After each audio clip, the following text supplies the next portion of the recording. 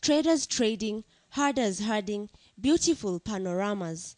Although perceived as one of the most volatile areas during the post-election violence, Nakuru's current facade tells a different tale. A tale of a town that is far from damaged. Paul Keruga Kinyuru owns a famous hotel in Nakuru town. He says that business is good with his profit margins ranging in the hundreds of thousands. Iko na lodgings, iko na saloon, pahali ya kunyoa, iko na gym, na pahali ya mugithi. In January 2008, at the height of the post-poll chaos, Paul's home and business premise were torched down, his family threatened with death. He immediately collected what he could and fled Kericho, and for the next month, he toiled. Wakati ya vita nikaenda kwa polisi nikawaambia wanipatie askari, wakaniambia askari hawezi pata ya kwenda kulinda mali yangu. Kwa maana niambia nikulipa ni 600.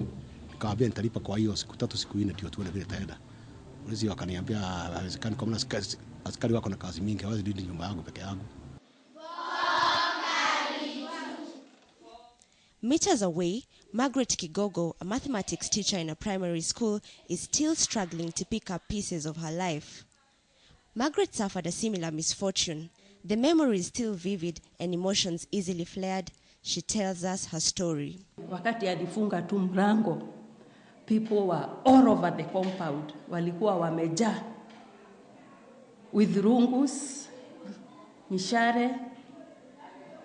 They were all over. And akafunga mlango.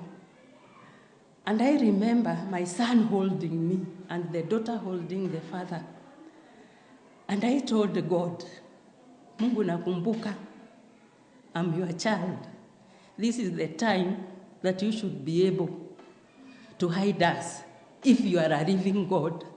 Paul and Margaret represent a small fraction of IDPs called integrated IDPs. They never lived in IDP camps, were never resettled by the government, and have never been compensated for their losses. They, however, say that they have forgiven their perpetrators and they have moved on. Mimi kwangu sikuwa na chuki kwa sababu najua ni Mungu anapeanaga. Kwa hivyo nijua tu iko sababu. Hakuna kile kimeleta hapa. Ni Mungu amenileta hapa, labda iko maneno mengine. Ameniondoa kwa maneno kubwa ndio nikuje pande hii. Sasa kwa hiyo sikuwa na chuki na mtu na sina chuki na mtu. Kwa sababu hata saa hii customer wangu wote kipchikisi watu wa Kericho. Two portraits hang in Paul's office, one of Kenya's first president, the late Jomo Kenyatta, and the other of Jaramogi Oginga Odinga, Kenya's first vice president.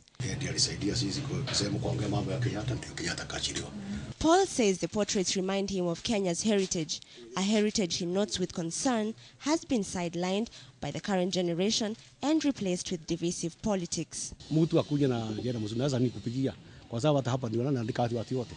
Service ile kila mtu anafanya. Ndio naandika ndio naona mimi naandika Mkamba, Mkale. Kwa maana ni kazi. Wale wanajua kazi. Sio ati ukabila, ukiweka ukabila hakuna maendeleo tutaendelea.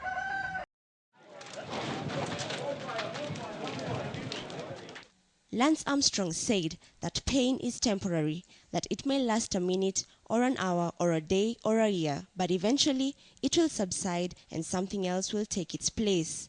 Normally multiply numbers. Paul and Margaret have both found something else to replace their pain with.